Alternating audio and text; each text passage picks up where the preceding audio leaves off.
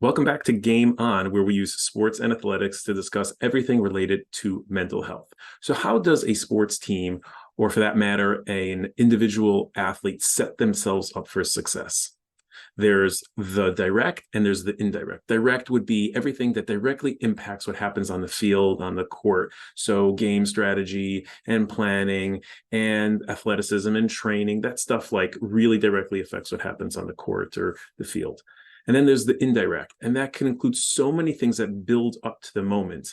And you tend to find these changes. You tend to notice these changes when there's a shift in either coaching, management, et cetera, and they bring in like a new culture. Let's say, for example, Mr. Sanders, Deion Sanders came to Colorado and changing a whole culture. So it could be anything from a rule change, like we have a certain curfew when we're on the road or at home, or we're going to implement plans for nutrition to give you support, and not only just give you support, but give you healthier food options available to you. We're going to prioritize your physical health in the sense that there's going to be someone available for stretching after games, etc. A lot of these things teams already do. It could also be support for their mental health. It could be something like having a weekly team dinner where we're not even talking about sports, or we have team building activities.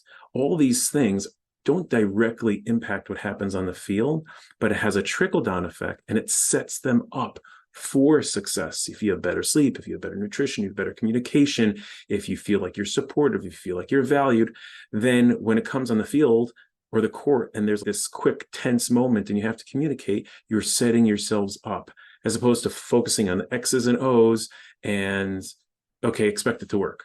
There's so many other pieces.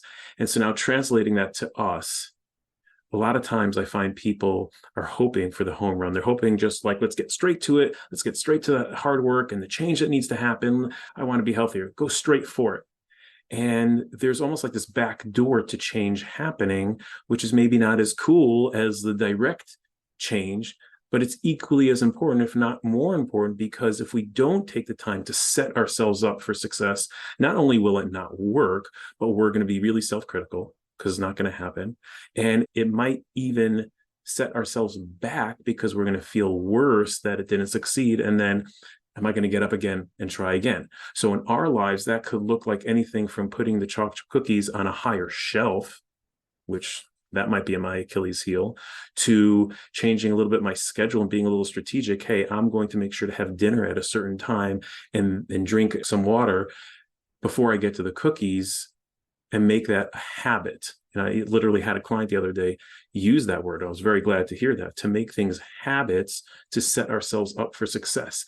Certain people, let's say I have a vulnerability for something at a certain time of day with another person, and I get angry and I get upset. So I'm going to change my schedule. That's when I'm going to take the dog for a walk, because I know that about me. Now, is that directly impacting why I get angry and my impulse control, etc.? No, it doesn't. But it sets me up for success.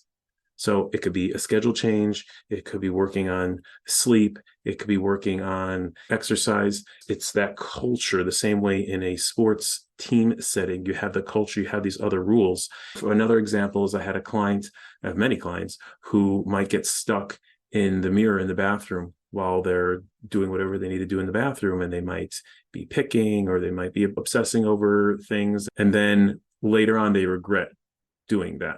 So something as simple as, when they're brushing their teeth, they keep the door open.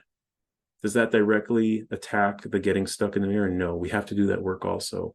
But there's less of a chance. It mitigates the chances of me getting stuck, so that whatever skills we're trying to do, there's a better chance of me following through on it. So while it may not be the cooler approach, all those habits that we put into place and the family puts into place sets a person up to succeed the same way a sports team or an individual athlete. If they take the time to put those other things into place, there's a better chance of them succeeding on the field, on the court.